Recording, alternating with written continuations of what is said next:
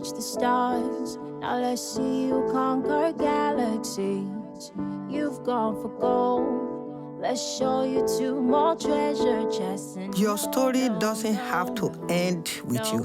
As a matter of fact, it can continue into the next generation.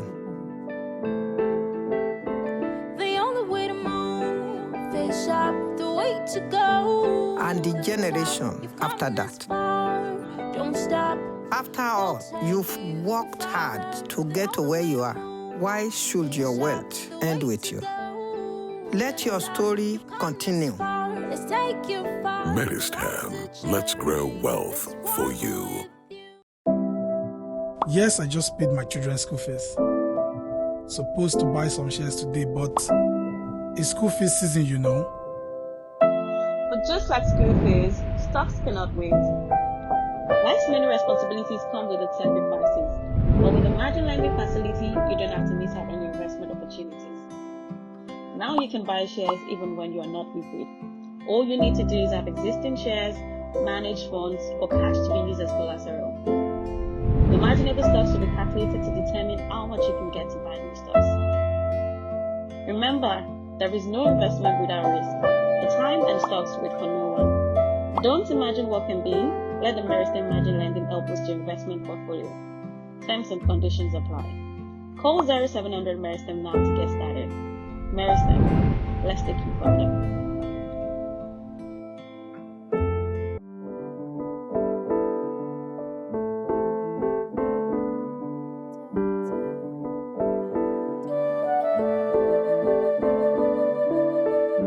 I want to especially welcome us to today's very important webinar.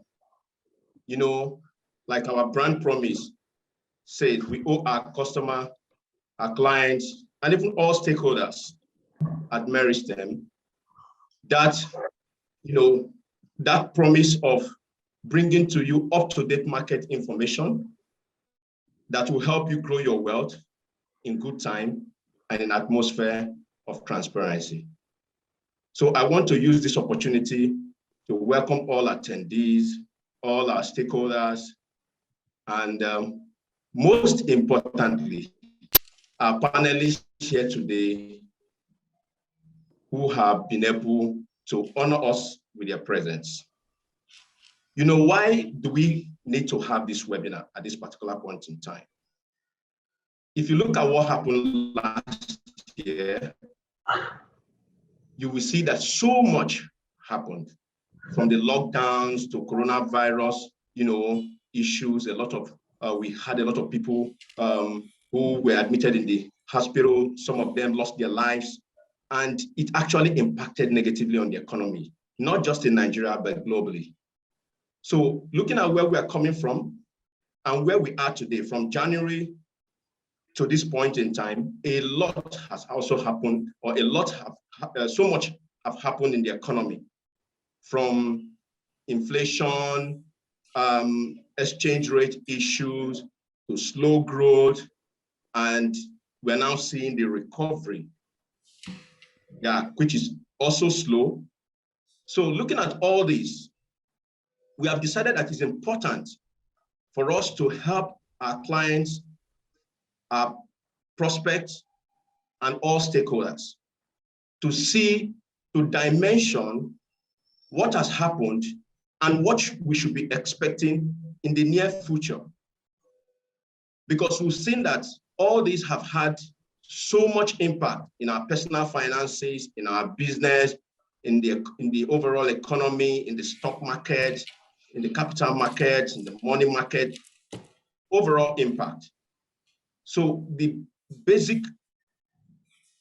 objective of this webinar today is to help us chart a new future that we know that will help our clients to take the right position and, you know, use the lessons that we're going to learn from today to take important decisions concerning their personal lives, their personal finances, their business, and everything that concerns them in general. So I want to use the opportunity to welcome us. And believe me, this webinar is going to be highly impactful. Looking at the people we have as panelists and every other person that have worked so much to make this webinar a great one. So before we jump into the webinar, or before we dive in straight, I would like to read the profile of some of the panelists present here, or all the panelists present here, as the case may be. So I will start with Dr. Harrison. Dr. Harrison, I want to welcome you again once more. Dr. Harrison Okafor is an accomplished economist with a wide range of experience spanning over 17 years in policy analysis and evaluation. He's currently a macroeconomist with the International Monetary Fund, IMF, in the Nigeria country office, where he covers macroeconomic issues, including monetary, fiscal, external sector issues, and banking system regulation, and has participated in many country surveillance missions. Prior to joining IMF, he was a senior economist with the macroeconomic modeling division of the Central Bank of Nigeria and a fiscal policy analyst in the Nigerian National Assembly technical team, where he provided cutting-edge technical assistance in budget analysis. Dr. Harrison also worked as an economic intelligence officer at the business development unit of DVCF Oil and Gas PLC, a member of the Deep Capital Group. He taught economics at the University of Ibadan and has published extensively in reputable local and international journals. Dr. Harrison holds a PhD in international economics and regional integration from the University of Ibadan, Nigeria. Dr. Harrison, you're welcome once again. Thank you very much. Thank you. So I would like to equally introduce Dr. Bongo and at the same time read his profile. Dr. Bongo Ade is a faculty member at Lagos Business School. Prior to his faculty appointment, he was CIPRA MTN Research Fellow at Lagos Business School, where he facilitated classes in public-private partnerships, PPPs, project finance and development. He led various collaborations on research, case studies, and stakeholder engagement with various government agencies, including ICRC, NERC, and several ministries involved in PPPs. Dr. Bongo has over 15 years experience in teaching, policy research, and consulting.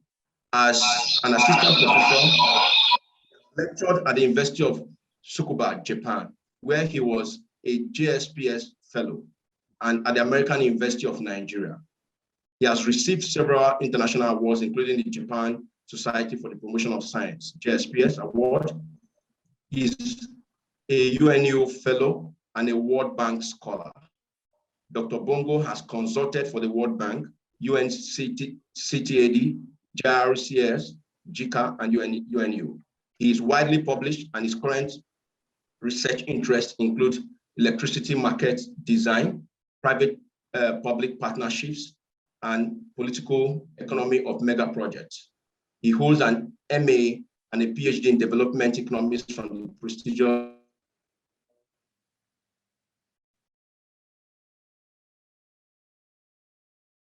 at the data mining team of the National Agricultural Research Center, Tsukuba, Japan, where he developed routines for forecasting rice yields from paddies using remote sensing data from the Japan Aerospace Exploration Agency, JAXA.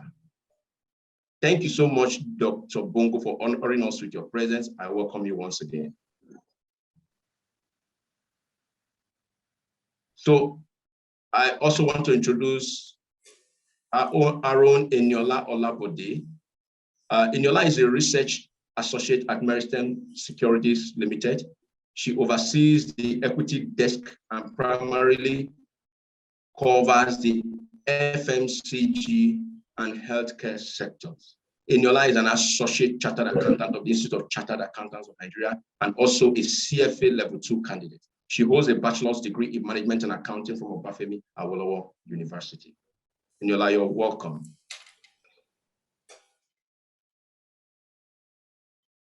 So I'll be introducing the last but not the least in the panel, Tim Chang Guatao, currently He's with Meristem Securities Limited as a research analyst.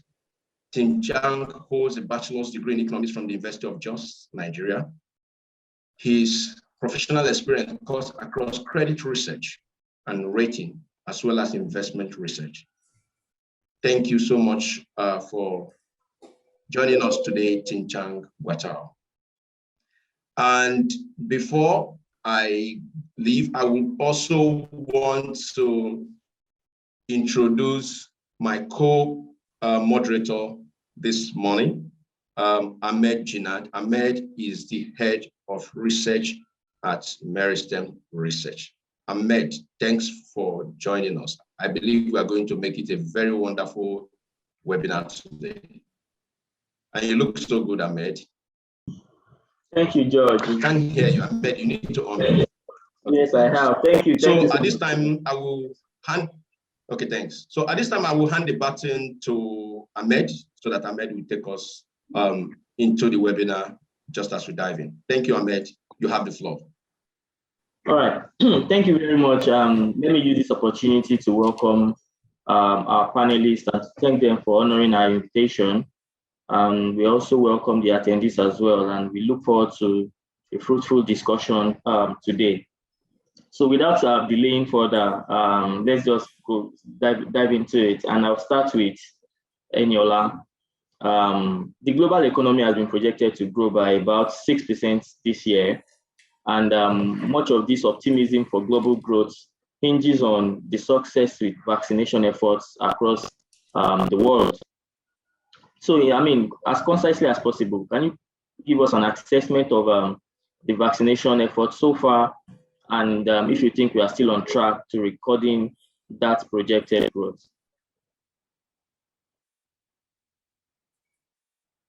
Yes. Sorry, you have to unmute, Annie. We can't hear you. Yeah, I already did. Okay. Can you hear me now? Yes, clearly. Okay, yeah. So I was going to say that I think it is important that we focus that highlights the commendable progress made so far in developing the vaccines we have already.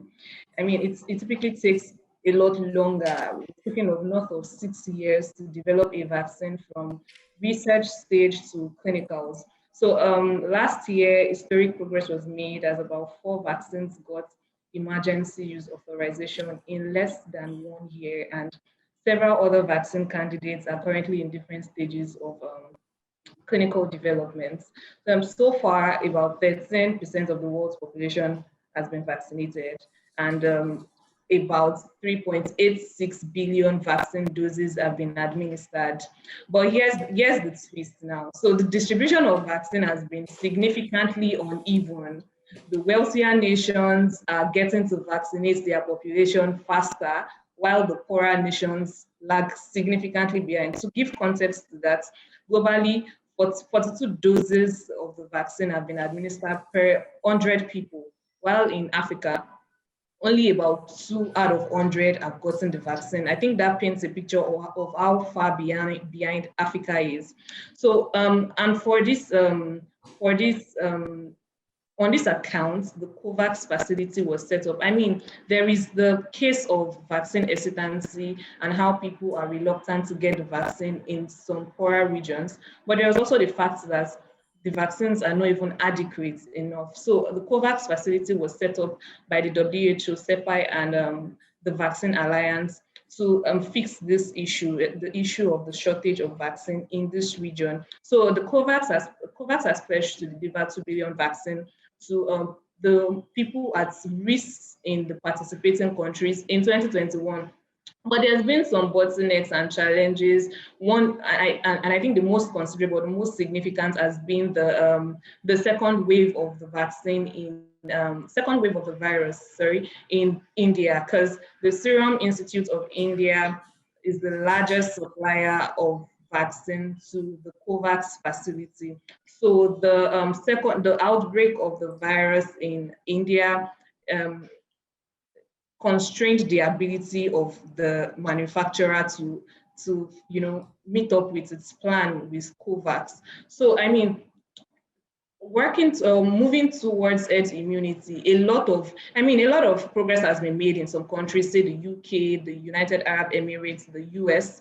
These countries have been able to vaccinate more than 45% of their population, but there's still a long way to go. There is the case of the recent virus mutations in some countries, and the most recent being the Delta and the Lambda variants, and the Delta variant being the most contagious. So, before we can begin to speak about herd immunity, and because that is the goal right now, it is important to ensure that the distribution of the vaccines is very even, especially to regions such as Africa and other regions that have been unable to access it in reasonable proportions relative to their population. I think when we achieve, or when this is done, when there is an even distribution of these vaccines, then we can begin to use the word herd immunity more comfortably in our conversations. And speaking about growth, a very high percentage or a large portion of growth is really hinged on how fast we can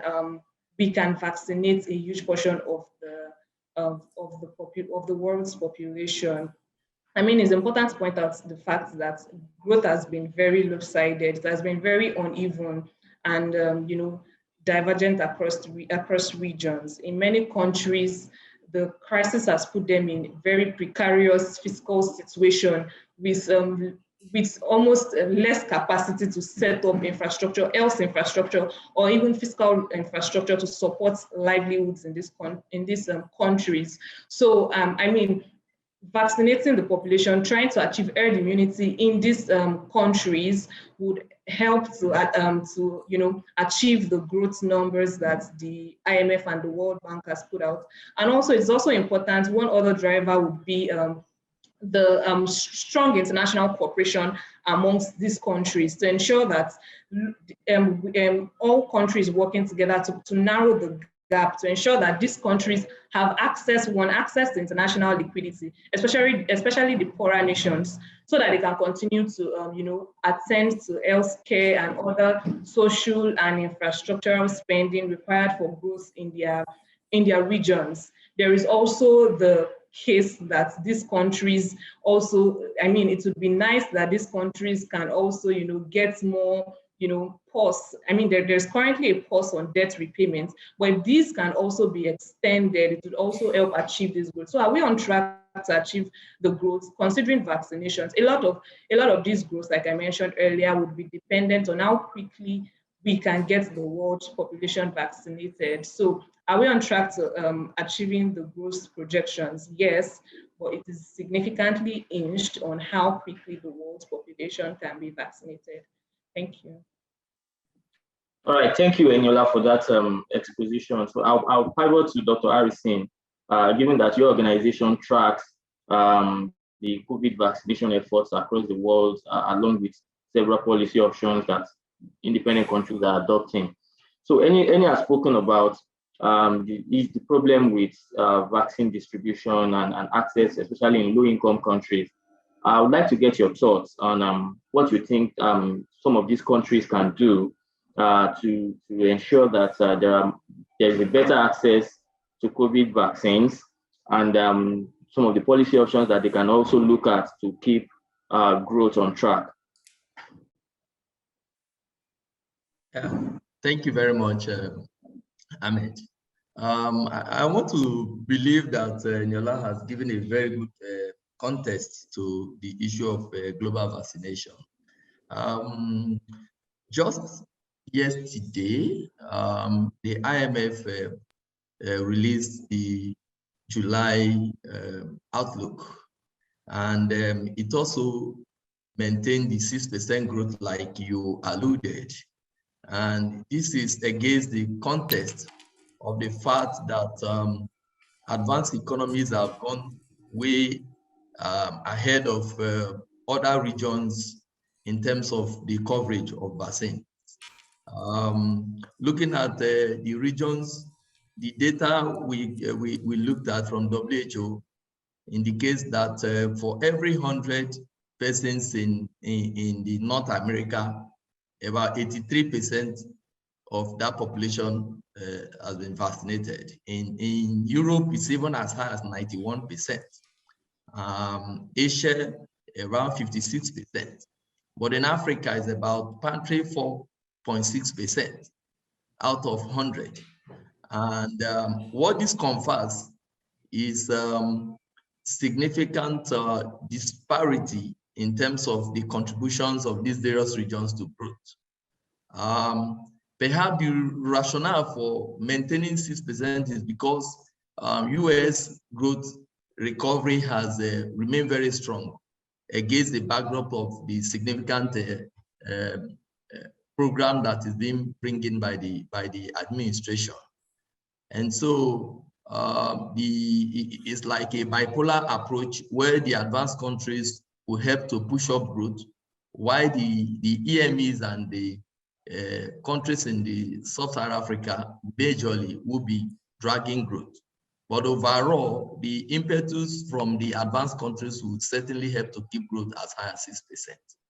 But generally, the data also indicates that about 13% of the world population has been vaccinated as of July 2021. You look at it, that's way too low from the thinking of the IMF in estimating this growth. But of course, July, we still have about 5 months ahead of the year. With significant effort to push up this vaccination, it is likely that the growth projection for the world will still remain around 6%. I think that's the way the IMF is basically looking at it in this context. But there are significant variations. Of course, in Africa, growth was downgraded to 3.4. Because in India, I mean, which is the major country in the EMEs, it's also a little bit downgraded because of the impact of the second wave of COVID in India. So these are major issues, actually. But beyond that, taking the discussion to the issue of vaccine exercise, there are a lot of challenges because India, for instance, the Serum Institute that is mainly producing the COVID vaccine is really hampered by the pressure in that country. And so it's a big challenge for the world. And the WTO, under the leadership of Dr. Ngozi Okonjo-Iweala, is really working across the world to ensure that drug productions and distribution remains a very important aspect of its activity to ensure that they are able to scale up vaccine exercise. So just to note that the ability to achieve this 6% growth, basically like Eniola stated, will be dependent largely on the capacity of the world to increase this vaccination from this 13% where it is, which is way too low. But we believe that if more effort as WTO is working across the regions to improve the supply distribution in the world, that will certainly help. And then again, looking at vaccine alone would not be able to give us where we want to be in terms of growth. There are a lot of policy actions that are required. And that's why the IMF is asking that this vaccination exercise will need to be supported by some kind of policy normalization in terms of fiscal support, in terms of appropriate monetary policy and structural reforms for many countries. So in this context, it is likely that with strong fiscal interventions that is highly required, the 6% growth that is projected by the IMF will be achieved. Thank you. All right, thank you very much for the wonderful response. Staying on the policy options, we know that in the wake of the pandemic, both the monetary and fiscal authorities became very supportive in terms of policy stance. Do you see that continuing in light of the recovery that we are seeing across different clients? And if that is the case, what does that imply for capital flows, especially for emerging markets and frontier economies like Nigeria? I'm staying with Dr. Harrison. Okay, thank you very much, Ahmed. Essentially, fiscal and monetary policy support will be required, you know, and the IMF has actually asked that countries should continue to support its economies in terms of fiscal support, in terms of monetary policy accommodation to some extent. Because when COVID is a very big issue for the world right now that has significantly altered economic order. And in that respect, it is difficult to be looking outside in terms of capital flow, because everybody would want to kind of build up its own economy, you know, and the level at which capital is supposed to move, you know, the level at which capital is actually moving from one region to the other has been largely hampered because of COVID.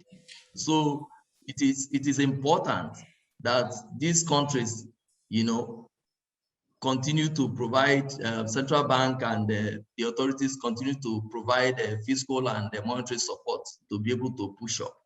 And the implication is that even if you wanted to look outside, there is little or not that will be required or that will be coming from outside. So you need to kind of galvanize around your economy to be able to push up investment, to be able to push up public infrastructure and the rest of them. Perhaps the implication for capital flow is also there. First of all, the COVID environment has brought in a large vulnerabilities and macro instabilities.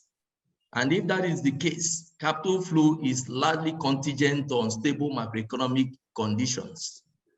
Given that these conditions are not right, it is unlikely that capital will be moving as predicted or as we witnessed in pre-COVID. Therefore, the implication is that there is the need for countries, authorities to support the economy, irrespective of what will come, because it's not likely to come as much as expected. So for various maybe entities, businesses, and investors that want to be coming or moving from one region to the other, yes, they will be there, but I personally don't think that there will be serious movement of capital from one place to the other to support domestic economies. Therefore, it's still important that authorities will need to help to provide significant monetary and fiscal support to push up growth in the various economies. Thank you. Thank you for that response. So I'll go to Dr. Bongo, and in light of what Dr. Harrison just said about the COVID exposing country-specific macroeconomic vulnerabilities, what would you, or maybe I should rephrase that to say, how would you assess how the Nigerian government has, is this okay? It's still here. I don't know, Dr. Bongo, can you still hear me? Yes, I hear you clearly. Okay, great. Yeah.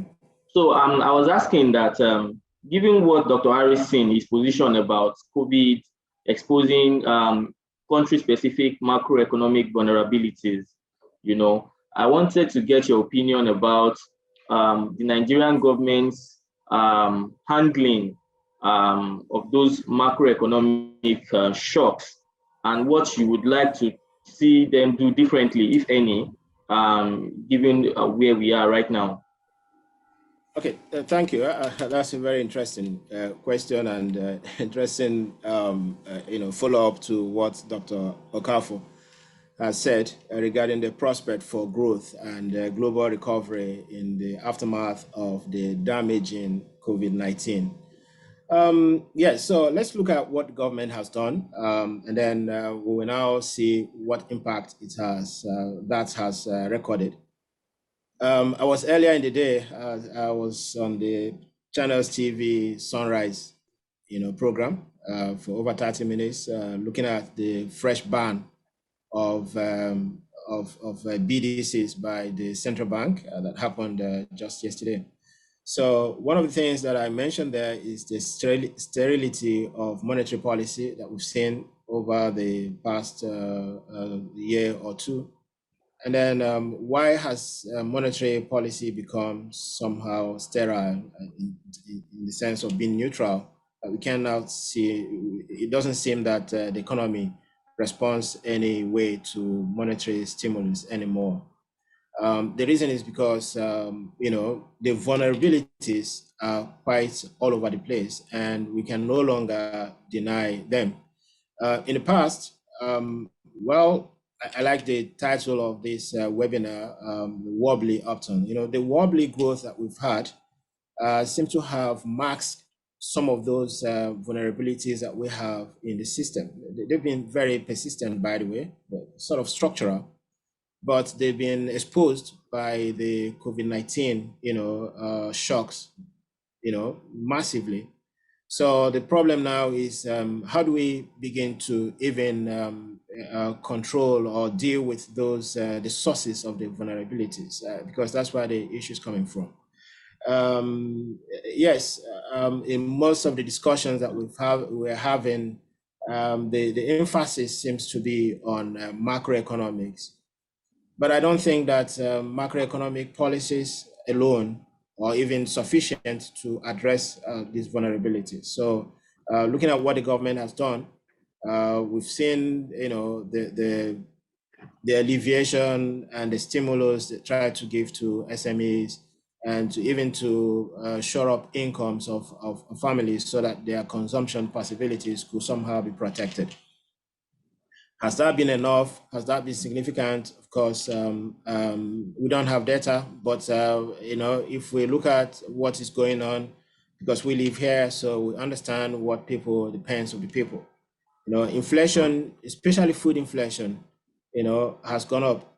Now, that is not about, okay, let me just keep away from the monetary side of things and look at all those causes or the sources of the vulnerability. So the issue of insecurity in the system, you know, has gotten to the point where, regardless of the best intentions of the managers of the economy, whether they use monetary policy tools or fiscal policy tools, there is little that we can achieve until we address some of these concerns. Now we have a situation where, you know, we are living in a panic economy. Panic in the sense that, you know, of course, as an economist, you understand what's the impact of psychological, you know, issues on people's thinking. Now, security is a major concern, and that has sort of destroyed many businesses, you know. So at the household level, we are dealing with many households that have been evacuated from their residences, from their farms. They no longer have access to farms. So that has impacted negatively agricultural production. Now, it also has, so agriculture has been affected negatively. Now, the other one is transportation. So distribution network has been affected also adversely because we no longer have that safe and free flow of movement of both people and goods over the you know, traversing the territory of Nigeria. So that is no longer happening. So people somehow have learned, you know, how to somehow manage their affairs within very narrow confines. So because of that, you know, a whole lot in terms of loss of gains from trade is happening. So what is the impact of that on the economy? It's massive. It's not something that monetary policy can resolve.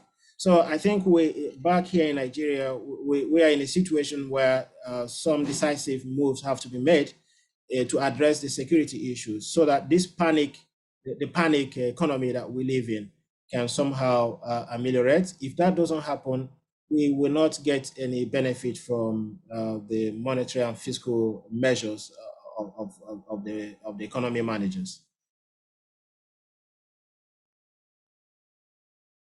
All right, thank you so much, Dr. Bongo. I mean, I think you took us in a different direction, but I think I like that.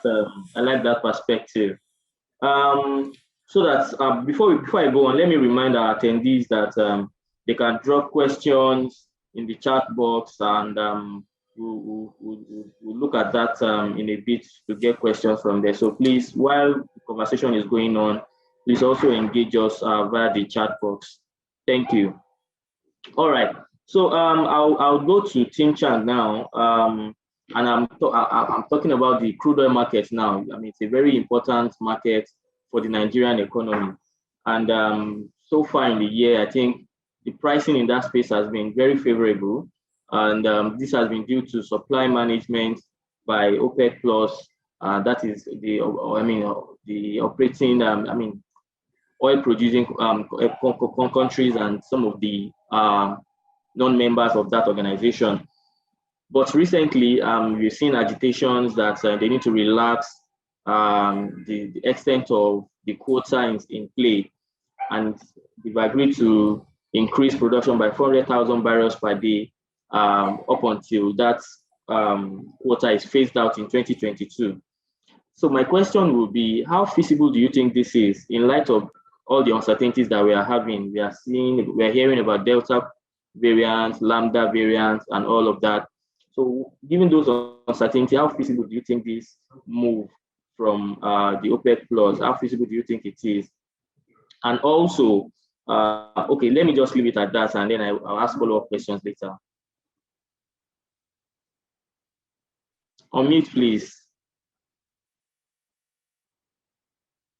Okay, apologies for that. Thank you, Ahmed, for the question. I think that it might be helpful to give a bit of a background to the OPEC Plus group. So, I think that for anyone who has been following that group, I don't think it is strange to expect that that's not a very strong. To anticipate that that's not a very strong alignment. That at some point there will be agitations by members of that coalition, so to speak, for increased quotas. Way before now, that has been the case. We've had Russia, which is a non-OPEC member of that coalition, and very recently we've had agitations from the UAE and Saudi Arabia. So I think that it was always going to happen. A time was going to come when members of that coalition would demand to be able to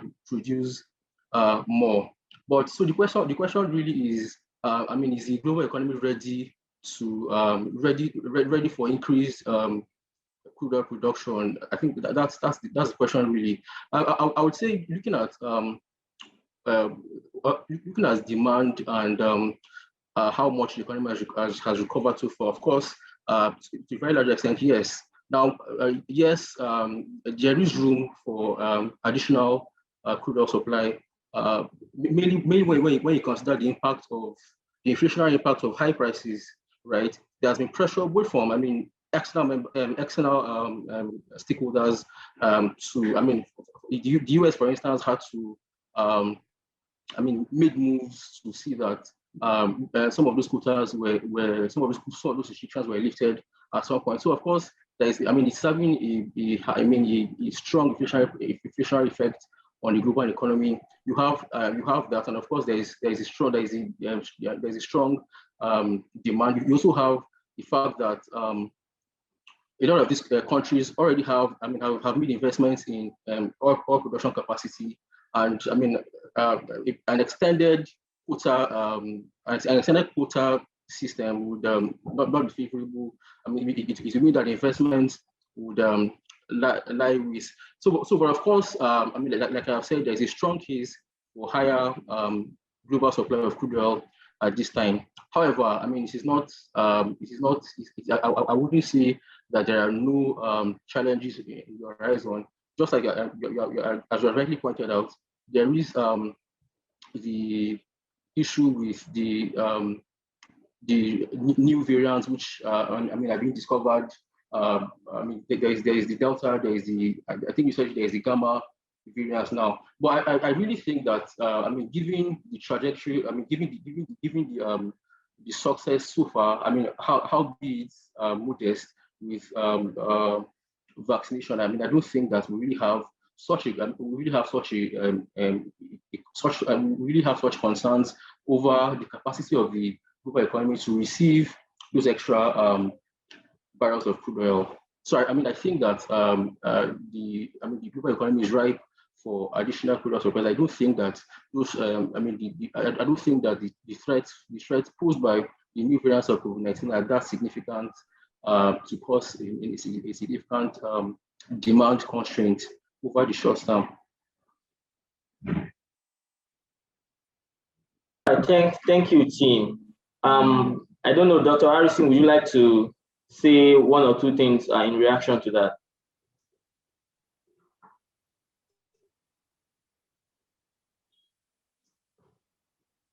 Hello? Okay, thank you, Ahmed. Yeah, in my view, I think the way to look at it is to take some kind of retrospect in this analysis. Pre-COVID, COVID, and maybe transition to post-COVID. During the pre-COVID, global crude oil demand was around 100 million barrels per day. And when COVID struck, it went down by more than less than over 8.6 million barrels decline from the trend. And since the vaccination exercise and the opening up of economies, I think about 5.1 million barrels have been added amidst this production cuts. And although there's been a kind of pressure from the countries and OPEC Plus to begin to supply more, but the OPEC is looking at the capacities of economies to absorb this supply. And given also that economies are beginning to open up the more, looking at the end of 2021 and 2022, where we expect, according to the IEA forecast, that the additional 3.1 million barrels will be added. It is most likely that the economies, production companies will require more crude to process and then engage in manufacturing activities. And that being said, you would see that the oil market to a large extent is beginning to stabilize much more. Even while the introduction of the 400,000 barrels some 2 weeks ago, the impact was not much, in terms of the behavior of crude oil price. It is also likely that in 2021, or 2022 rather, when economies will be fully opened, production companies would have been, then we should be looking at the IEA is expected that we should be getting close to pre-COVID era where the market was able to absorb about 100 million barrels per day. Now, the implication of this is that companies that will be needing this may be affected again by the third wave, particularly the variants of COVID that have just emerged. But I think that with significant support from COVID vaccination exercise, it is unlikely that we will be pushing back to where we were during the COVID. Of course, we'll see that there will be this ability of the various companies and different regions to open up that would lead to increase in the demand for crude oil for production. So on the average, I think that the impact will not be much because as economies open more supplies will be required. However, with the introduction of these supplies, the impact on prices will be there. But I think that the impact will not be much in terms of maybe falling back from where we are now to the COVID or experience we had last year. So in summary, I want to think that I want to posit that the new variant or the third wave may not impact to the extent that crude oil price will be largely affected in 2022, particularly with the vaccination that is ongoing. Hopefully, the economies are already coming back. It's like a transition. And that's why I liken it to the title of this webinar, like Dr. Bongo mentioned. Of course, it's a Wobbly Upturn, which is highly what we call kind of a very fragile recovery across the world.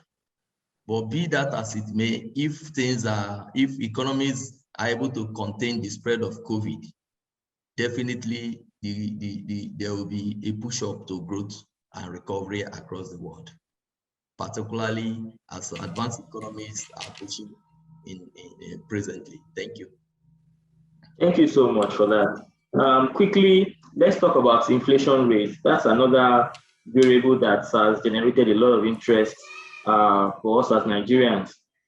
Although we are seeing a moderation in the last 2 months, but year to date, the general price level is still higher by about 2% at 17.75%.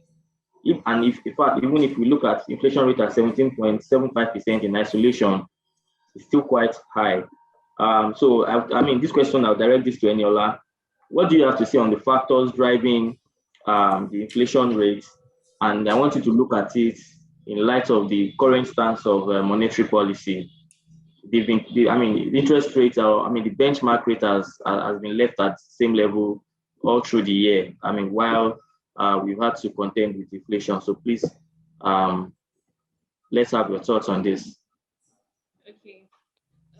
Thank you, Ahmed. So since the borders were closed in 2019, the inflation rate has been trending upwards. And I think it is clear to see that the factors driving it were, in fact, they were structural, right? And even up to now, very structural factors. And of course, like you alluded to, it has begun to moderate since April, May, and then June. June now is at 17.75 and started at about 18.17 in January. So it has begun to moderate, and it is, I think a lot of the moderation is coming from the fact that, yes, last year was a very high base, right? So the base effect is the major driver right now for the moderation, because the moderation we're seeing is year on year, as in the index for this year over the index level for last year. Month on month, prices are still on the uptrend, right? So that's to say that there is a lot of things are involved. One is supply side factors, infrastructural deficits, and just like Dr. Harrison mentioned earlier, insecurity challenges, especially in food producing regions, right? I mean, when farmers plant, they expect to harvest, but what happens when they cannot go to the farms, they cannot harvest? So all of this, the ripple effect is, we get to feel the impact of all of this insecurity, supply side challenges like infrastructural deficit, also logistic challenges. And I think it's also important to mention the pass-through effects from the weakening currency, right? So you see that core inflation has also been on the uptrend. Of course, recently year on year is moderating, but month on month, it's still on the uptrend. And that's to say that a lot of manufacturers, especially people in the manufacturing sector, the consumer goods industry, industrial goods industry, even the healthcare industry, a lot of these manufacturers depend a lot on imports. I mean, say aside from maybe the flour millers where we're beginning to see increased efforts in backward integration, there are some sectors where they are heavily dependent on imports and they need FX for this. So whatever the weakening of the currency also translates into the output, the price they pass on. Most times they cannot bear the entire burden of this impact, right? So they have to pass on to consumers. So I mean, all of these feed into what is driving inflation right now: supply side, infrastructure, weakening currency, this and that. I mean, and you'd see that the MPC has also been, the committee has been very reluctant to change or to hike rates, because like I mentioned earlier, the factors driving inflation are structural, right? So tightening rates or increasing rates to control inflation is going to be and considering the fact that we're in a very, sensitive situation, we only just returned to a growth position, right? So as much as possible, they are trying to stimulate growth. And the fact that the factors driving inflation right now are structural and not exactly monetary, they are being very careful as to when they adjust the rates, that is, hike the rates to control the inflation. So right now, I mean, just like we saw yesterday, they maintained rates across all parameters. And I mean, it only makes sense because now inflation is moderating. we've only just returned to a growth position. They do not want to erase the growth we just recorded.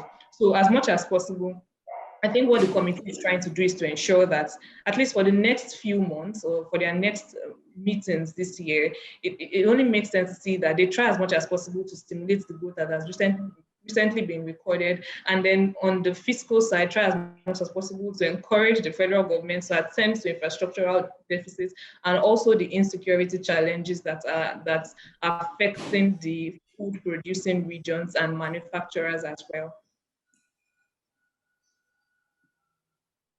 Thank you, Benny. Thank you for that response.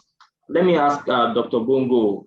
I mean, this so-called inflation is being driven by structural issues. There's a limit to what monetary policy can do to push the lever. I mean, it seems like a cop-out for me. So does that mean that there's nothing to be done about inflation?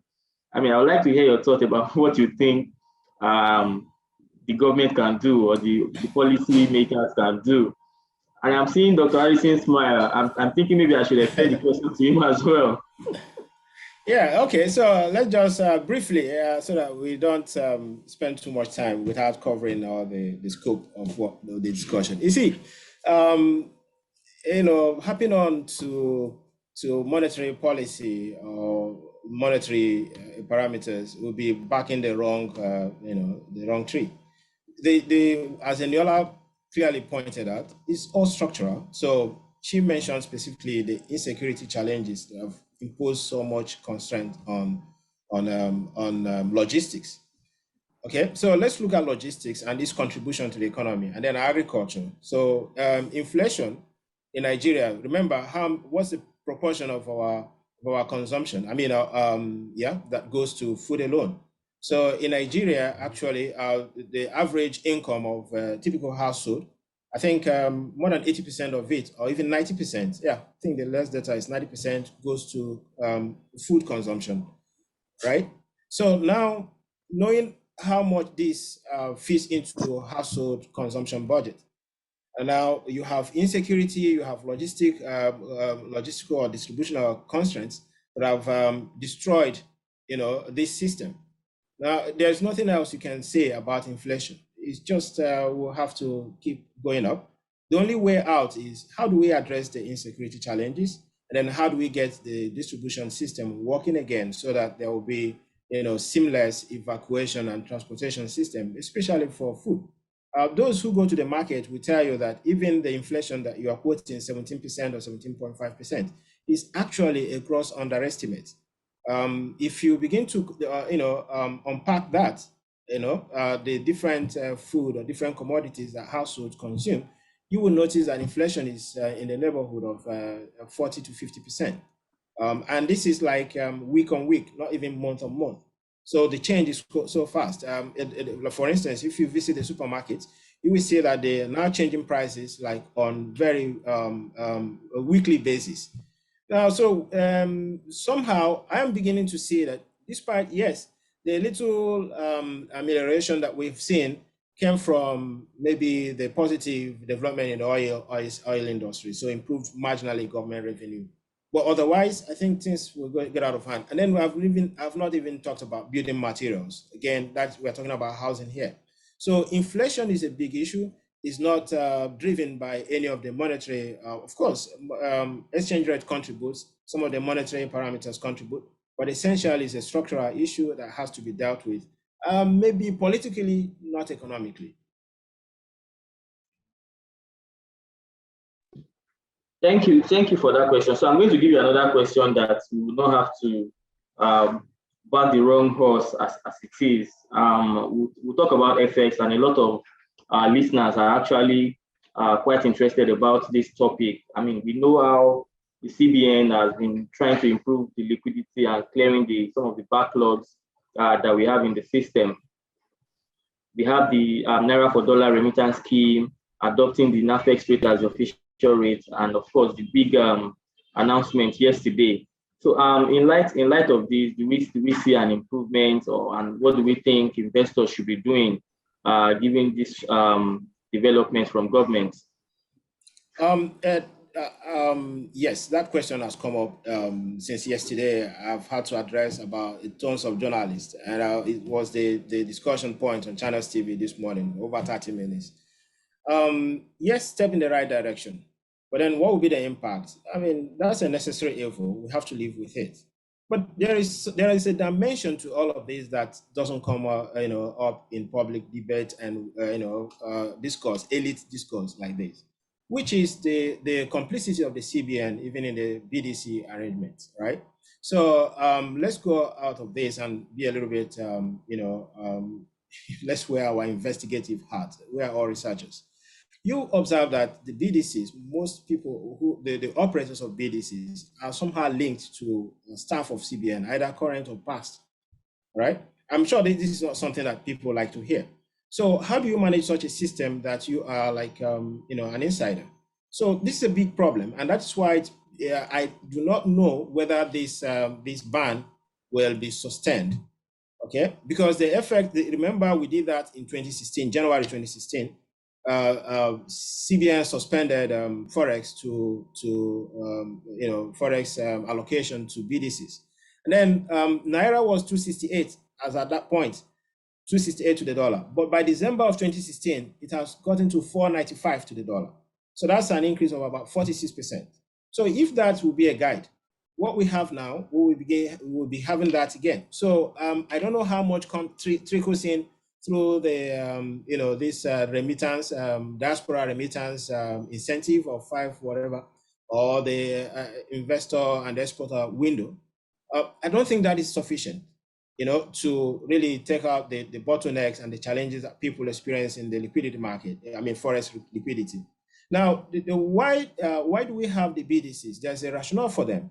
It's not as if they're just there. The reason is simple. It's simply the discrepancy, the structural discrepancies in the rates. So round tripping is there. That started in 1989. Dollar then was 22 naira. Okay, the official rate. Then in the parallel market it was 88. People would just go to find their way into the CBN, get at the official rate of 22, and then they round trip in the parallel market. That's a premium of how many? 82 minus 22. That has continued unabated. So the only way out, if this is to be sustainable, and if we're going to get the benefit, not in the short term. In the short term, we will definitely suffer. Inflation will of course ramp up. Exchange rate constraint will be there.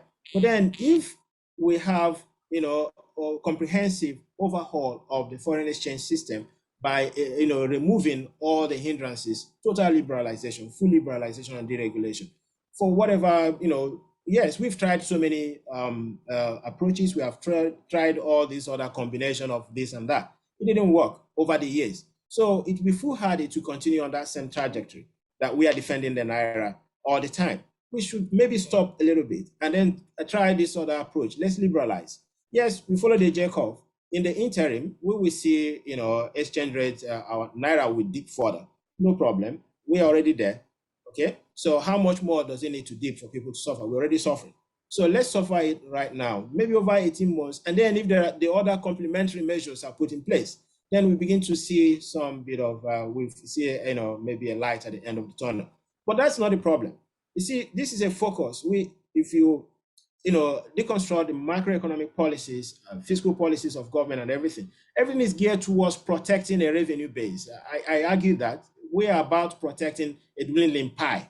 Instead of working hard and then enforcing policies that will lead to expanding the pie, we are only protecting the little that we have. The pie is no longer enough to go around.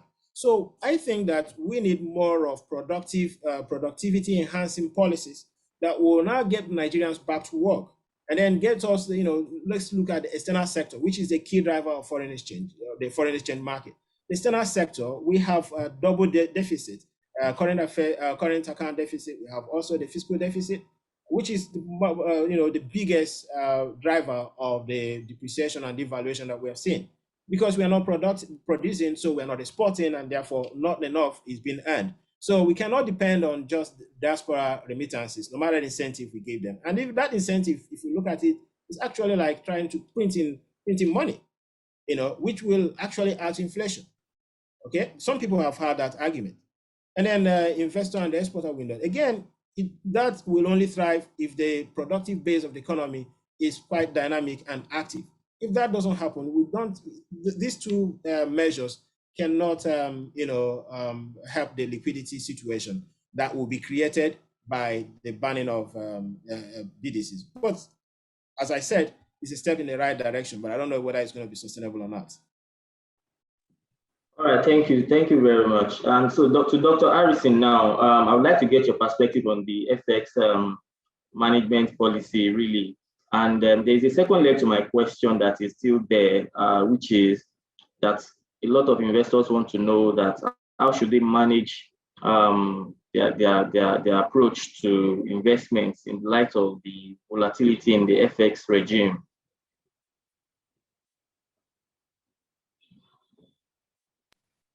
Thank you very much, Ahmed. I think Dr. Bongo has made some very insightful propositions. In my own view, the first thing is to go back to the drawing board. Why do the central bank, or why did they create that market? The market, the essence of creating it initially was to kind of provide foreign exchange for very small end users who may not be able to deal with the encumbrances of going to the bank to do a lot of transactions. And that's why it's controlled. But if you listen carefully to the central bank governor yesterday, you will realize that his frustration majorly is the abuse in the system. And when something is wrong, you would definitely want to go after the cause of that abuse. In the year 2000, the central bank had about 74 licenses issued to Bureau de Change. In 2000, the year 2010, it rose astronomically to 2,000 Bureau de Change operators. And by 2020, it is over 5,000 Bureau de Change operators in the country. And the central bank was concerned by the alarming increase in the demand for the license. So you can understand that when you have this kind of preps for more and more, it tells you definitely there is something going on in that market. And from macroeconomic perspective, you will know that these things are largely distortions in the system. Where you have market segmentation, you are bound to have this kind of circumstance.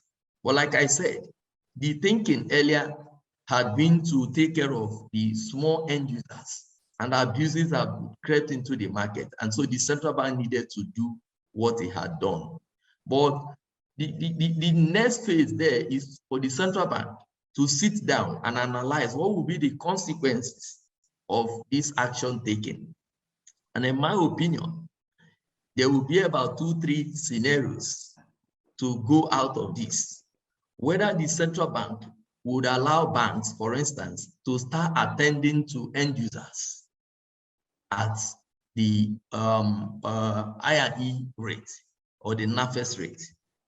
Of course, you will realize that that will be a lot of problem on banks, given the kind of documentation and the bureaucratic issues that will be associated with just coming to the bank to do a very small transaction.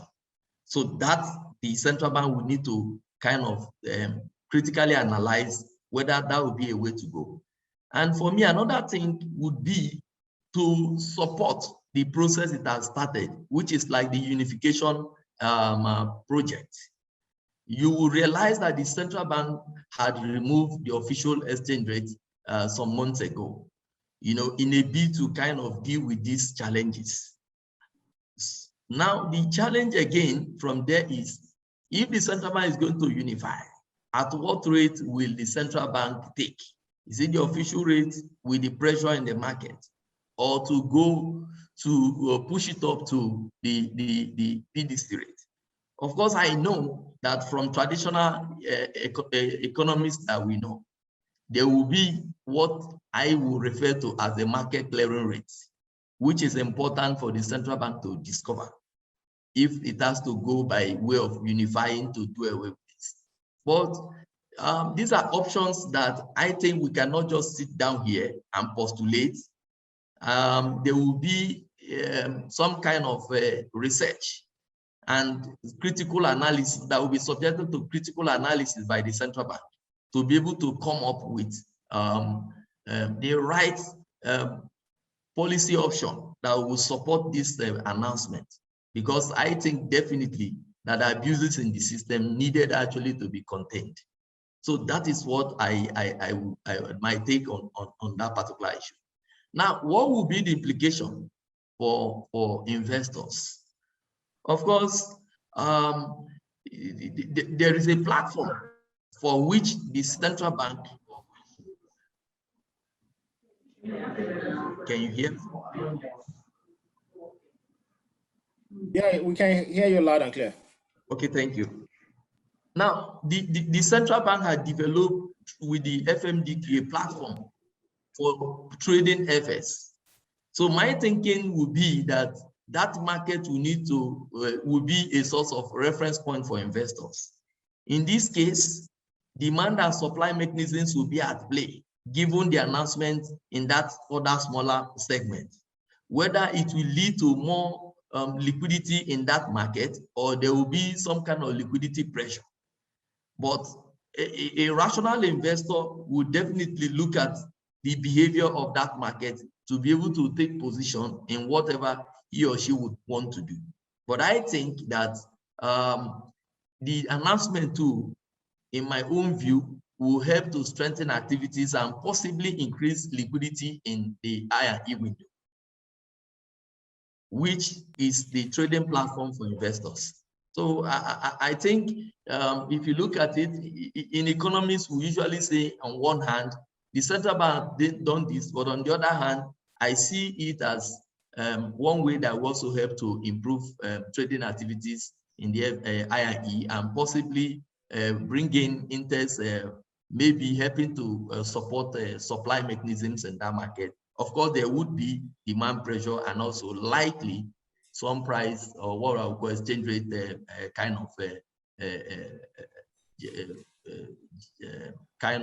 exchange rate.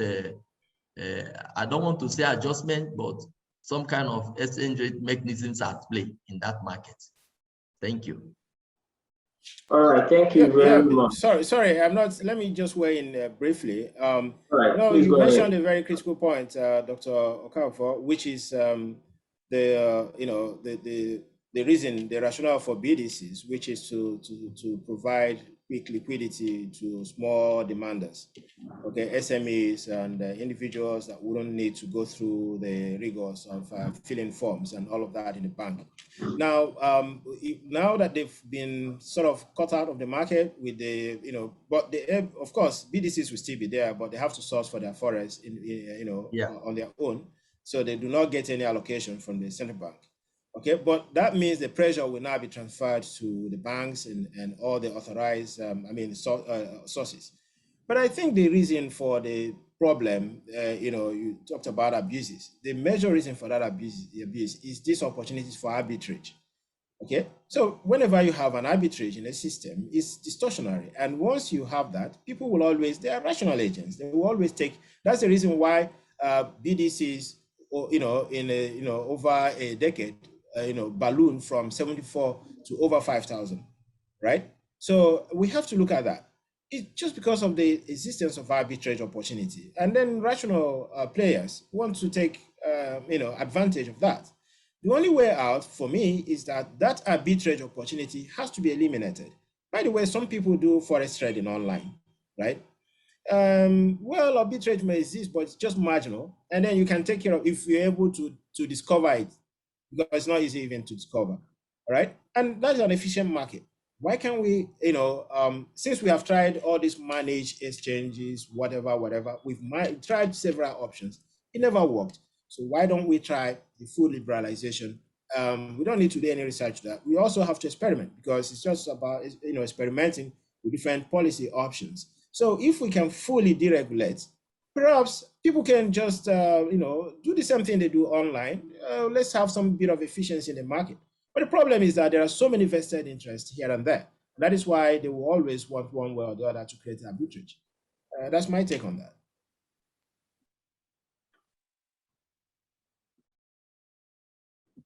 Oh, okay, thank you for that. We will take a short break at this point, and I think we have a very short poll, and then we'll come back and focus on the markets and how we think, or where we think investors should be putting their money from the second half of the year. All right, George, you can take over now. Thank you. Okay, thank you so much, Ahmed. Thank you everyone that has participated. I think we've been learning so much in a very short space of time. And I want to assure attendees or participants, please don't go away, because we are diving into the meat of the matter. We have talked about the global economy, the local economy, and everything. So by the time we come back for the second half, we'll be talking about how it affects you as a person. A lot of questions have been coming up concerning the market, asset classes, and the rest of them. By the time we come back, we are going to be talking about these things and how all these things will affect you and the necessary steps you need to take so that you can, weather the storm or remain afloat. So a poll will be coming up very soon. Please make sure you participate. It's very important to us. It helps us in decision making and helping us to know how to serve you better. And we'll be playing a video on Meristem, our latest advert on wealth transfer and all that. Thank you. You can play that, Victor. Thank you. Now let's see you conquer galaxies. You've gone for gold. Let's show you two more treasure chests. Your story doesn't have to end with you. As a matter of fact, it can continue into the next generation. The only way to move, face up, the way to go. And the generation after that. Don't stop. After all, you've worked hard to get to where you are. Why should your wealth end with you? Let your story continue. Let's take you far. Meristem, let's grow wealth for you. You've reached the stars. Now let's see you conquer galaxies. You've gone for gold. Let's show you two more treasure chests. Your story doesn't have to end with you. As a matter of fact, it can continue into the next generation.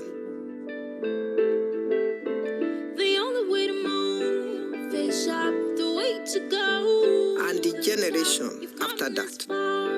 Don't stop. After all, you've worked hard to get to where you are. Why should your wealth end with you? Let your story continue. Let's take you far. Meristem, let's grow wealth for you.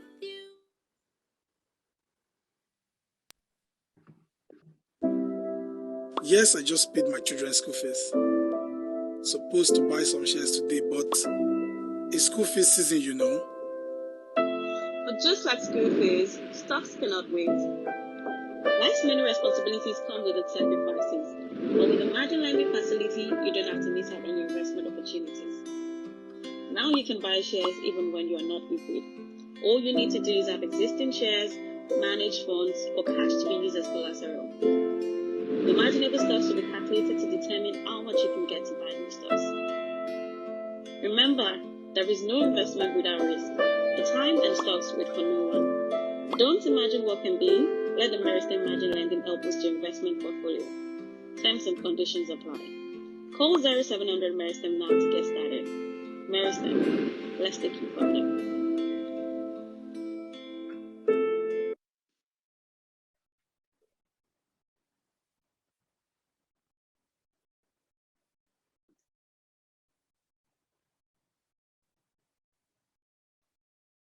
So, okay. So the poll is up. The poll is up now. Please let's spend the next few minutes to attend to the polls, please. Then once we come back, believe me, we'll have an interesting time.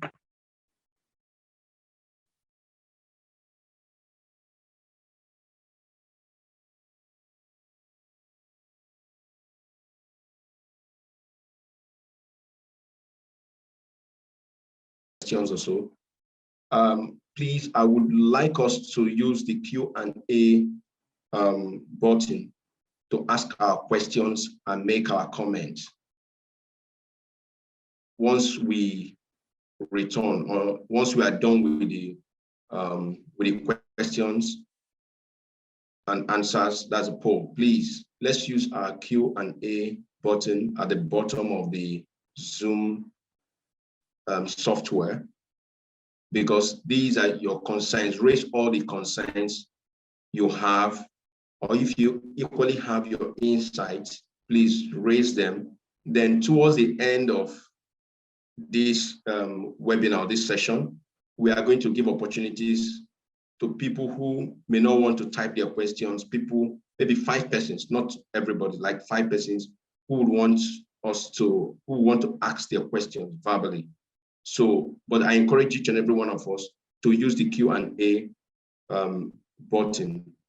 We have people on ground who will be answering your questions, and I will also be reading out your questions for so that the panelists can attend to them. So try as much as possible to bring out all your questions, your concerns, and whatever you feel that you need to know concerning the remaining half of the year and even in 2022, because we expect our clients to start taking positions, to know where to invest, know the things to do and all that. So get ready for all this, even as you raise your questions. Your questions will help us, will help to enrich the conversation and help us to provide you the information, the solutions that will be very, very important to you.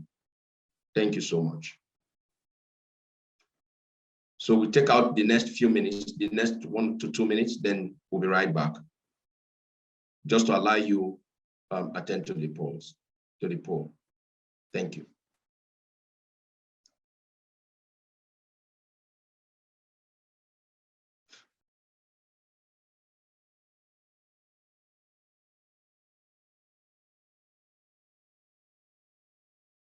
Please don't go yet. Try to stick around a bit, because we're entering into the second half of this, and it's going to be very, very interesting. Thank you.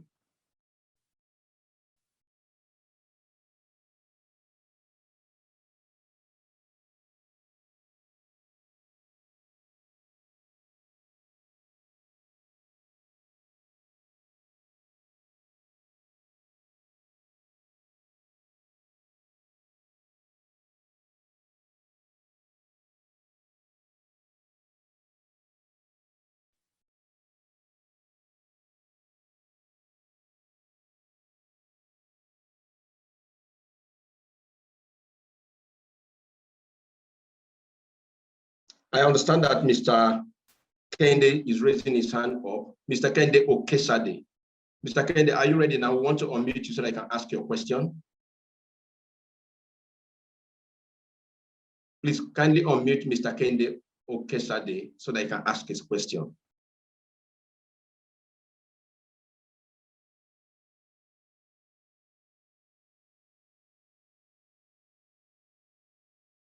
Also, we have Oluremi Onigbinde and Geoffrey Ayuma. Please, can you unmute any of them? We take their questions, 1 or 2 questions, then we go back to the discussion. There are more questions. We expect more questions at the, using the Q&A button. I think a lot of questions are already pumping in, and we're expecting more. We also have analysts on ground to answer these questions. So if Mr. Kende, if is Oluremi Onigbinde ready, we just take like 1 or 2 questions, then we go back to the panel discussions again, then the questions will keep coming. I know that our clients have been listening for so long, and some of them have a lot of things, a lot of questions lingering in their minds, so we'll give them that opportunity. So Mr. Oluremi Onigbinde, please kindly unmute and ask your question. We have activated you. Please unmute and ask your question. Mr. Geoffrey, you have also been activated. Can you quickly unmute yourself and ask your question? Mr. Kendo Okesade, the same thing. Please, can you quickly do that?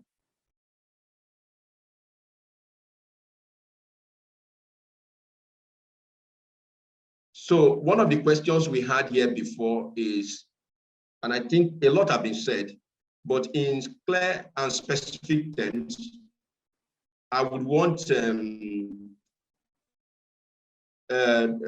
maybe Dr. Bongo to tell us what exactly are your expectations in the second half.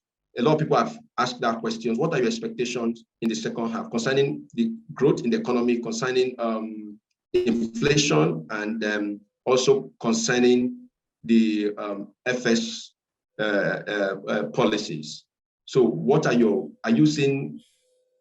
Is there something positive that we should be expecting, or what are your expectations in clear and specific terms? And maybe after that, Dr. Harry, thank you very much. Thank you. Yeah, thank you very much. I think we're actually referring to what I consider to be the 5 big macroeconomic issues. The first one is growth. The second one is, of course, inflation. And then we have unemployment, and then business cycle, and the exchange rate. So the 5 big issues. So regard to growth, shall we grow? Shall we not? I think that's a straightforward answer. Nigeria's up until now, a call on Nigeria is a call on oil price. So given the recovery in the oil market, we expect a little bit of growth, but not as before, because right now we're also having higher pump price of the product. So that is a big drain on transportation spending. So will we grow marginally, but not maybe, yes, we will see something positive, but I can't tell you, maybe 1% or less than 1%. Of course, that's still pretty much below the population growth rate, so it's not something to cheer about. But we are not in the negative territory.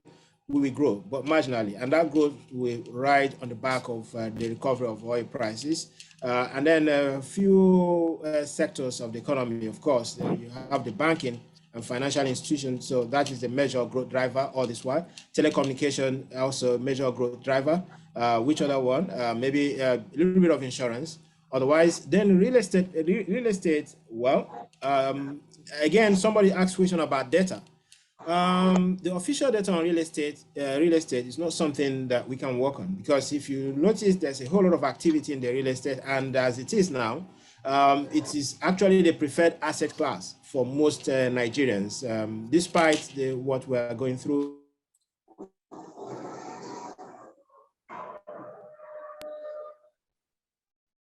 I don't think we can hear Dr. Bongo again.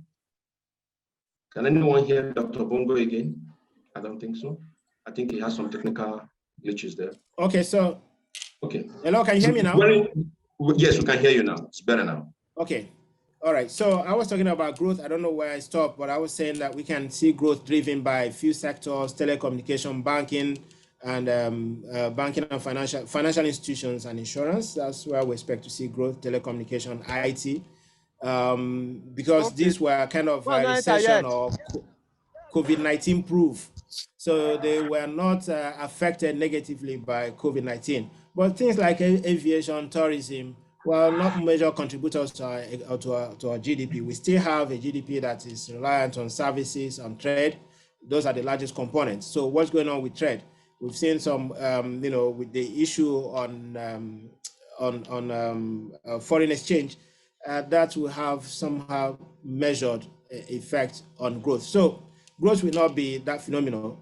Maybe it will be positive, may not be up to 1%. Now, unemployment will continue. We're talking about a system, a structure that, a system, an economy that has lost its structural underpinnings for productivity. Until those are reestablished, we will no longer see the jobs coming. And again, that's connected to capital importation. The last data that I just saw yesterday or this morning show that capital importation to Nigeria, it's been at an all-time low, but even it fell further by more than 50%. So with that, we are not seeing any improvement in foreign direct investment. even portfolio investment is also measured. And then we are looking at government policies that seems to be some kind of discourager to investment. The banning of Twitter, and I read a bill 2 days ago, which is what did they call that? An act to regulate startup. I don't know where that happens in the world. You don't have startup. Instead of encouraging them, you're thinking of regulating them. So I really don't know what government is driving at. So when you put all these things, so you see some sort of policy measures that are kind of malicious and obnoxious and that are not contributing to growth. And then the next one is inflation. Until security is addressed and logistic bottlenecks eliminated, I don't see we will see again. Of course, during the harvest, no matter what, there's been some planting. Usually, this is the time when inflation is also seasonal. So this is the season for high inflation because crops have been planted, so it's not yet harvest. But as we push towards the dry season, that will somehow ameliorate considerably, but I don't know by how much. And then the last one is, well, the upturns. I think we're out of a recession. The prospects of getting back there is not there, as far as there is some good positive outlook to the oil sector. And then the last one, which is the exchange rate. Well, the latest move by the CBN will determine everything. But as it is, we have a guide, which is the 2016, when this same measure was undertaken by the CBN. What happened? We had a depreciation of 46%, and the dollar, the greenback, rose against the naira by 85. So if that is to be a guide, so let's say, because that's the data that we have, and then we have to benchmark on that. So if you use that as a benchmark, so going into December, perhaps if naira depreciate by 46%, so we are looking at something in the neighborhood of 900 naira to the dollar. So that's what I can say about to that. Thank you. Thank you so much. Quite extensive and insightful. Thank you so much. So before I come back to Dr. Harry, let's take one or two questions from our participants. Ismail Ladipo, are you ready now? Yeah. Are you ready to ask a question? You have the floor. Yeah, good morning. Thank you. Good morning, guys. It's midday in Nigeria. I'm somewhere in the Middle East anyway. My question is, I started trading on Meristem, and I started with a limited amount of money. But I noticed that my friend in the United States usually tells me he gets some extra information about recommendations, bonds, and bills. I need to know, is there a threshold for certain information you pass across to clients, or we are all on the same level? I'm not trying to go into your administration. I'm only trying to see if there are threshold. If you let me know, if you get to this amount, then you get this information, then I'll rather climb to those limits so that I can get those information. You understand my angle? It's not that I'm blaming you guys for whatever you are doing. I'm only trying to know if there's a amount of money I need to put, because I noticed that just I increase out of my own volition, I just increased my trading amount, and then certain information started pouring in. So I want to know if there's still other better lagis that are there, so that I can know if I need to move up the ladder. Thank you. Okay, thank you so much. Beautiful. So I would want Eniola, or if possible, even Ahmed, to comment on this. Concerning the information you send out to our clients and to our clients, do you have any categorization? No, sorry, let me take that. I'm assuming that this information is not research information, it's general products information, Mr. Ismail. Am I right? Things like bonds and bills from the federal government, weekly recommendation, what to buy, what not to buy, which are, information is power, Yes, I get you. So, I mean, we really don't discriminate on the information that we send out in terms of recommendation and all of that. But for certain offers in the market, especially in the fixed income space that have a certain minimum amount, our retail clients won't necessarily get that, depending on what kind of product it is. If it's a product that is tailored to a certain segment of the market, even by regulation, we have an obligation not to expose it to certain investors. But in terms of having a company-wide policy about, so you need to have a certain minimum amount to get some quality of information. We don't do that. All our clients are kings and we treat them as such. Thank you so much, Ahmed. All our clients are kings and we treat them as such. So there's no discrimination, there's no categorization. So I believe that is well sorted. Can we hear from Mr. Ugo Obioha now? Mr. Ugo Obioha, let's take these two questions. Let's take this question from you, then you have the floor, please. You can ask your question. Yeah, hello guys, good afternoon. Yeah, good afternoon. Yeah, so I've been with Meristem a long time, since 2007. Wow. Even before that, 2005 and 6. Ifeoma Galway, how are you? I know she's not here, but she was my account officer. She's here, she's here. Oh, Ifeoma. I hear you very well. Okay, so I hear you. I think everything we've been talking about, the Nigerian economy, the Nigerian system, yeah, I think Dr. Bongo has talked about the way we have to put in place things in the short term. Possibly we benefit in the long run. So from that perspective, I'm kind of thinking, okay, so maybe it's time for us to start looking outside. And that's what I'm doing now. And I've been looking at companies like Shaka, if you know about them, providing platforms for people to trade abroad and to kind of diversify your portfolio in foreign currency and be able to hedge against inflation and all of these other risks coming in from the unstable Nigerian system or economy, if you like. Is this something Meristem would be looking into, to start to maybe have platforms like that would enable us to be able to move our assets from Naira to dollars, from Naira to GBP or whatever, freely, like companies like Chaka is beginning to do? That's one. Then number two is, I don't know how freely it is. I think recently I recommended some of my siblings to get Nigerian bond with Meristem. And when I say Nigerian bond, I mean the Euro bond and the diaspora bond, the bonds that are denominated in USD. How freely do you allow this, we customers to trade in these markets? Because the last time I saw it, I think someone in Meristem gave me a ridiculous rate compared to what's in the market, like the market rates. And I was like, come on, Meristem, what are you guys doing? So isn't it time we start to have free access to those markets from Meristem so we can benefit from diversification and grow together with the company? Thank you very much. Okay, thank you so much, Mr. Ugo Obioha. Before I call on any of the panelists to answer this question, I would like to also say that we have a platform right now we call Wealth Body. If you go to Play Store or Android Store, you will see Wealth Body. In this Wealth Body, we provide you all the market information that you need, or you are able to access most of our products and services. I'm just saying it based on what Mr. Ismail raised before. So there's so much in that, on that application. So I would suggest that our clients, our prospects, go and download this app. Most of the information that you are waiting for them to send to you, you can log in there and get this information real time online.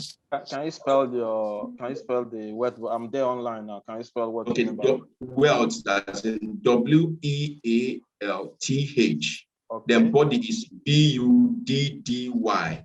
So I believe that before the end of this, I can see is Earth Body on Android PlayStation. I can't see what body. No, there's Web Body by Meristem NG there. But before we finish this meeting, we'll play the video on Wealth. We'll play the video on Wealth Body. Have you seen it, sir? No, I can't see it. I have Meritrade mobile app on my phone, but the Wealth Body you mentioned. Yes, Wealth Body. WEALTH BUDDY. So once you search for Wealth Body,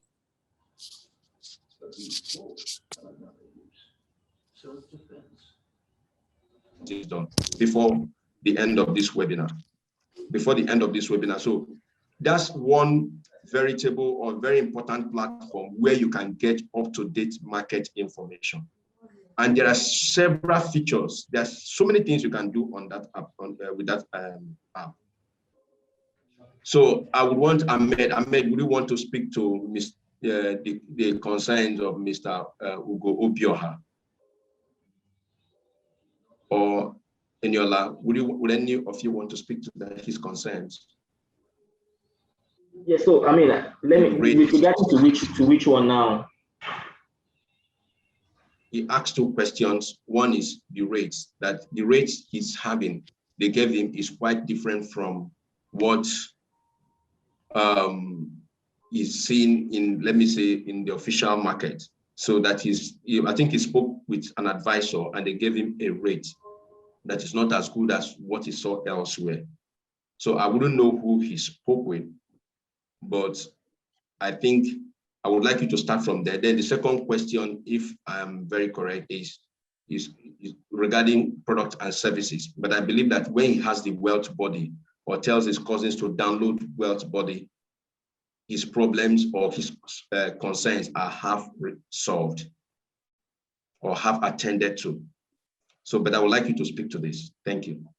Yes, so because I don't know the specifics of what product, I mean, we have quite a wide area of... It's not about Eurobonds specifically. Even if it's Eurobonds, you know, I mean, I don't have the specifics of that transaction to speak to the, I mean, I can't speak to the specifics just because I don't have the details, you know. And of course, you know, there are rates are not necessarily what maybe you can say that you are getting somewhere, well, despite the fact, I mean, regardless of the competitiveness, you know, I don't know what product you're getting elsewhere, if it is exactly the same with what we are selling. You know, sometimes it's Eurobonds, but the arrangements or the structure can be quite different. In some cases, maybe they tell you the minimum you need to invest in a Eurobond investment is an X amount, but you are not allowed to make any withdrawals for a particular minimum period of time. You know, so there are usually differences, and of course, in all of these things, they come with a premium or a discount. So because I cannot compare the products the same way I can't compare what the rates that you were quoted and why the difference is, you know. But what I know for a fact is that for most of our products, we have quite competitive rates and are very flexible.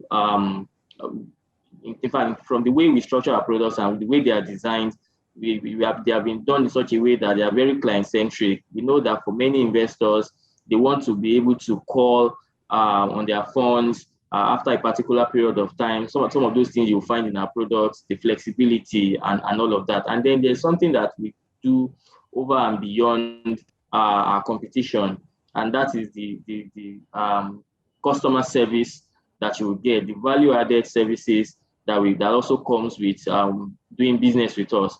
So while unfortunately I can't speak to the specifics of that transaction, Mr. Ismail, I mean, while I can't speak to the specific. Mr. Obioha, sorry about that, Mr. Obioha. Unfortunately, I can't speak to the specifics, but maybe you want to look at the specifics of those products. They are probably not the same, and our rates will reflect the risk and return that you are getting on our products. But if you can get in contact so that we can discuss this in more detail, so we have an idea of what issue you are raising. Okay, so thank you so much, Ahmed. One of the things that we do so well in Meristem is the fact that we have some of the most professional and the most effective advisors. So we tell everybody, if you have an account with Meristem, try as much as possible to have an advisor, to always speak to your advisor. So Mr. Obioha, I believe that when you speak to Ifoma or Galue, like you said, Ifoma is still a staff of Meristem, I think she's still listening to you, and I believe that she will definitely reach out to you to take your concerns up and resolve them very well for you. So, but for other participants here, speaking to your advisor is very, very important, because your advisors will always guide you and give you the right information at the right time. So there's a question here. We've spoken so much about this question, but I think it's a real-time question. So I would want us to just speak briefly on it, not so, in specific terms, just say something about, make one or two comments, but very clear comments about it.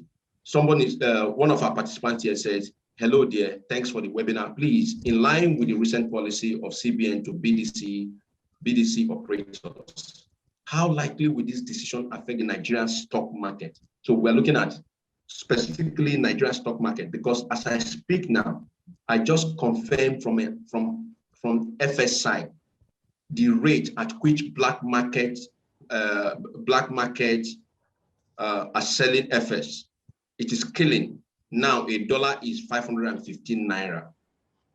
So I think this question is very important. I would like, Dr. Harry, can you speak to it a little? Then we talk with Eniola or Tim Chand. Briefly, Dr. Harry. Dr. Harry, are you still here? Yeah, thank you very much. I'd like to state that before diving into that, there was a question I was asked to respond to looking at the second half of the year, and I thought it would be important to take it along and then from there deal with the question that we have just asked. If that's okay, can I go ahead? Yes, you can go ahead, but just keep it a bit, make it a bit brief, because we're running out of time. We're trying to see how we can touch other very important points and begin to call it a day. All right, thank you very much, George. Yeah, I would like to start by saying that in looking at the second half of the year 2020, it's important to look at the title of this webinar, which is a wobbly upturn, transversing on certain paths. And what that reflects is that we're looking at great deal of uncertainty here, with lots of sane and unseen fundamentals that are likely to impact on growth and prices. In terms, Dr. Harry, please continue. Yeah, can we mute the person? Okay. Okay, thank you. So in looking at that, I would like to state that the IMF had maintained its growth projections, because essentially we don't really kind of project half year, quarter year. What we normally do is to kind of prepare our forecast, and when there are developments that are emerging, then we'll reverse. But I want to state that the growth projection for this year, from the IMF perspective, still remain around 2.5% by the end of 2021. And this will be likely driven by some few developments around the oil and non-oil sectors. Perhaps prices too is expected to go up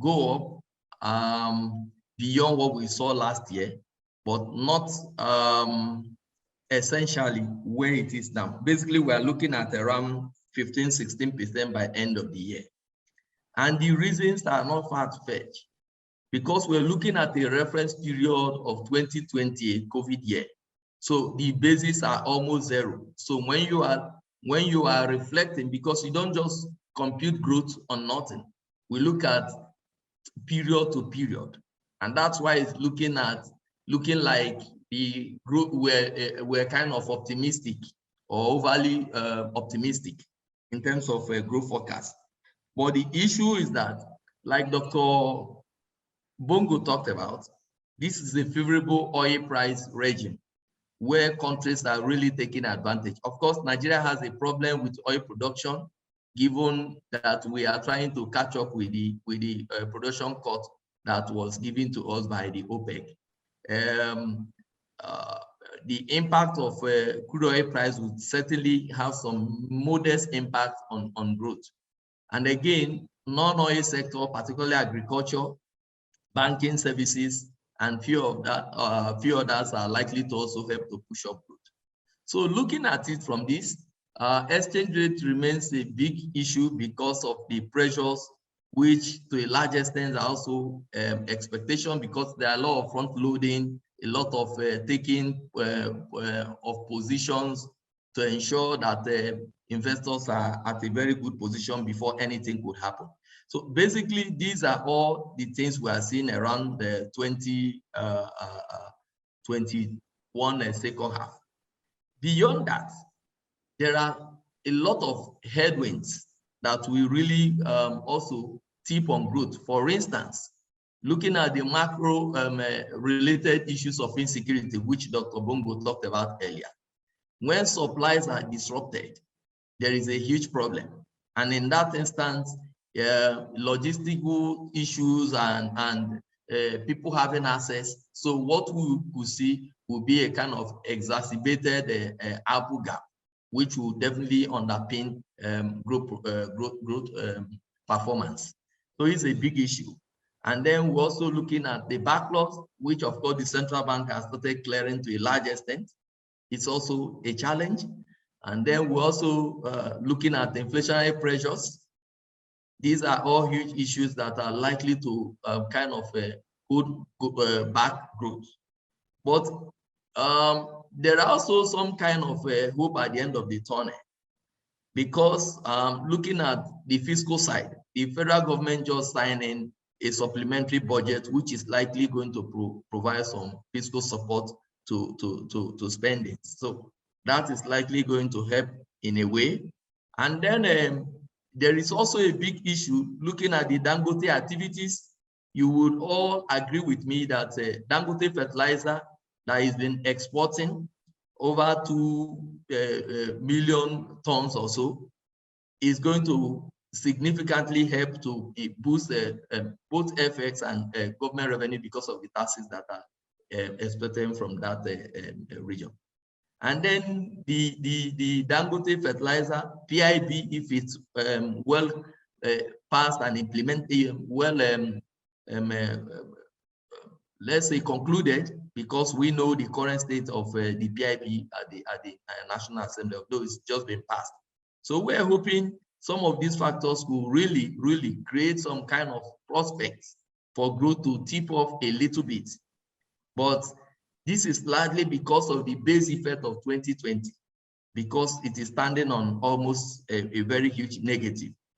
Now, to take it up to the area that you talked about, looking at the relationship between the FX pressures and the stock market, I try to explain that to a large extent, most of the things that you see, this is somewhat anecdotal in terms of observation. People like to go to the stock market, to the parallel market because of expectation, because you want to store your assets. But once this market is completely closed, or at least suspended as it is now, there will be some kind of shift in asset behavior, where it is likely that most investors will probably go to the equity market to take positions. And that will, to a large extent, help the economy. I want to take us back to the area, the period 2004-5-6, when the central bank brought in banking systems consolidation exercise that led to a lot of IPOs, a lot of issuance. I mean, the capital market supported growth to the extent that Nigeria recorded one of the highest growth ever within that decade. So my thinking is that there could be some positive impact from the decision of the central bank yesterday to help support the equity market. So this is a time which I wouldn't speak more than this, because ours is to break down the macro implications, not to advise anybody on what to do. It is not our mandate. Our mandate, my mandate as a macroeconomist, is to look at the implications of policies and the outcome, but not necessarily providing any advice to any investor. I'm sorry to disappoint those who may be expecting me to talk about whether you should invest in this asset or not. It is actually not our mandate. Thank you. Okay, thank you so much. I think you've actually said it all.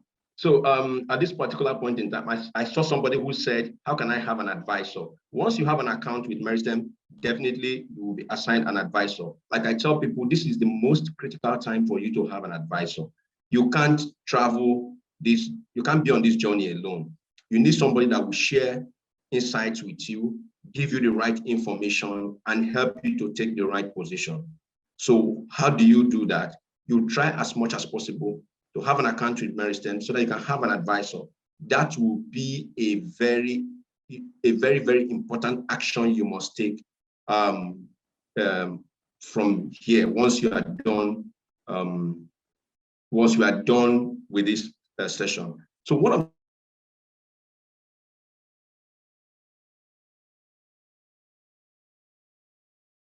all these things and look at where we are coming from and where we are going. We have lots of uncertainties and a lot of things are happening right now. If you look at all these things and you don't start taking action or actions concerning your finances, concerning your portfolio, concerning your business, believe me, by the time you wake up, you may arrive late at the party. So one of the things I will encourage us to do today is speak to your advisor or talk to us. We'll help you stay afloat in this, in these uncertain times or in this period of uncertainty. So there are several products you can use to shield yourself against inflation. For instance, Meristem can help you get some assets that can help you shield yourself against inflation. There are some stocks in Nigeria, there are some stocks being traded at the NGS, Nigerian Stock Exchange, that can help you shield yourself against inflation. Come to talk about exchange rate volatility.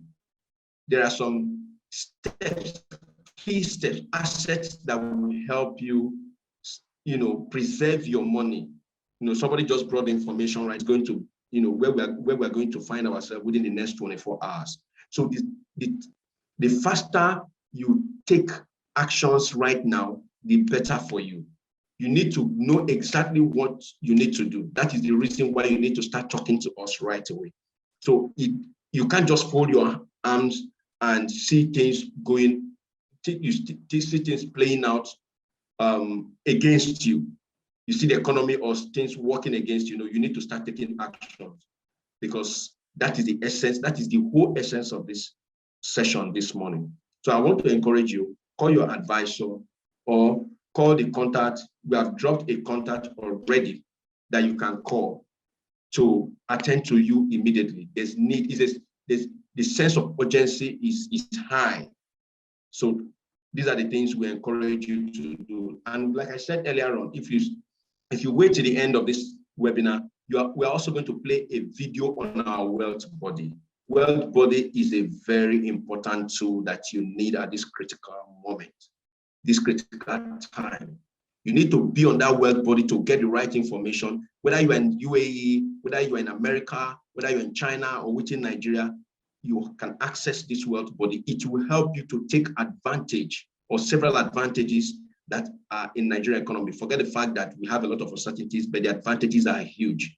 So you need that Wealth Body to begin to take this action, to begin to take these actions. So I want to encourage you to stay to the end so that you can get to familiarize yourself with this veritable tool. Then I want to use the opportunity to equally thank the panelists and everybody, Dr. Bongo, Dr. Harry, Niola, Tim Chang, and my co-moderator, Ahmed. I want to thank each and everyone, and most importantly, our highly esteemed clients and prospects. So the essence of all this is, like I said earlier, is for us to start taking action. So right now, we have so much to discuss. Questions are coming up, so many things to talk about, but we're just considering the time constraint. We're just looking at the time constraint, because I know that a lot of us have so many questions to ask. But believe me that we'll come up with another webinar in the near future that will be very, very important to you. But like I said, while we are waiting for that webinar to come, link up with your advisor or sign up with Meristem and have an advisor and begin to chart the course of your destiny in terms of making money or preserving your wealth. So at this particular point in time, I want to call on Fumi, who is Fumilola Adaramola, who is the head of wealth management in Meristem Wealth Management Limited. So Fumi will come and give us vote of thanks and equally share one or two insights with us, even as we begin to wrap up. Then after that, please don't be in a hurry to go. A video will be played on Wealth Body. You need that too. I mean it, you need that too. So Fumi, you're welcome, and you have the floor. Thanks so much. Thank you, George. I just want to say thank you to all our participants and to every other person that has joined us today, most especially our panelists for taking time out of their very busy schedule to give us the very, very useful insights on how to play the investment sector for the rest of the year. Most especially also audience that joined us today. We hope that you've gained one or two things that would form the course of your journey for the rest of the year as regards to your investment. Meristem, as a one-stop financial service provider, is committed to holding your hands throughout your investment journey, and we'll be delighted to take you through all of the things that you need and empower you with the necessary information to take your investment journey to the next level. So please reach out to us as we've earlier highlighted. And if you do not have an advisor, please, you can contact us at crmwealth@meristem.ng, and someone will reach out to you to talk to you about the things you need to know to take your investment journey further. It is very important that as individuals, we are very, very committed and very deliberate about our investment decisions, because it can also make a mark how we grow, preserve, and transfer our wealth. Thank you so much for joining us today. We hope that we'll be able to count on you to join us for every other webinar that we'll have in due course. Have a very good day. When it comes to making great investment decisions, everyone needs a buddy. Now you have one. Introducing Wealth Buddy, the go-to app where you can save, invest, and pay your bills. Now you have a buddy to help you reach your money goals, uncover attractive investment opportunities, and make payments with the press of a button. Here's how it works. Saving on the Wealth Buddy app is super easy. First, ensure you are logged into the app on your mobile device. Then head over to your savings dashboard. Click on the plus sign to see a list of savings options to choose from. Add your goal details and start date. You can also add a photo to personalize your goal. Choose to fund your savings plan from your debit card, and then you're all set. There are several options to choose from when you invest with the Wealth Buddy app. Head over to the investment dashboard. Click on the Add Investment button. Select on the Create Investment option. Choose an investment option from the list. Read all the information, then click Invest at the bottom. Fill in the required information. You can also add a photo to personalize your investment. Choose to fund your savings from your debit card or your wallet, and then you're all set. You can also pay your bills conveniently directly from the Wealth Buddy app. Go to the wallet dashboard and select one of the bill's payment options. Pick a bill you want to pay from the drop-down. Fill the relevant details and choose to pay with either your debit card or your wallet. And just like that, you're all set. Start your journey with your new buddy. Download the Wealth Buddy app on all iOS and Android devices today.